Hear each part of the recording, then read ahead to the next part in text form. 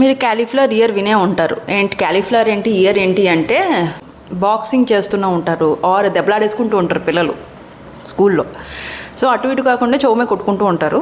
అక్కడ కొట్టిన తర్వాత ఏంటంటే ఉబ్బిపోతుంది చెవు, ఎంతగా రక్తం చేరిపోతుంది అన్నమాట. ఇలాగ చెవు లోపడే రక్తం చేరిపోతుంది ఇక్కడ ఈ యొక్క మెత్తదుమ్ములో. సో ఈ మెత్తదుమ్ముని ఏంటవుతుంది, అప్పుడు ఇలా నొక్కుతున్న కొద్దీ ఇంకా వర్స్ట్ అయిపోతుంది, టోటల్గా షేప్ మారిపోతుందండి.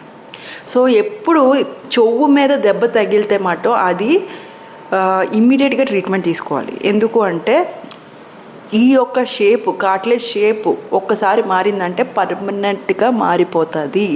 అందుకనే దానికి క్యాలీఫ్లవర్ ఇయర్ అని పెట్టారు పేరు. అండ్ ఇంకోటి, దానికి డిఫరెంట్ టెక్నిక్స్ ఉంటాయి. సమ్టైమ్స్ ఏంటంటే మేనేజ్మెంట్గా ఆపరేషన్ లేకుండా మేనేజ్ చేయొచ్చు సివియారిటీ ప్రకారం.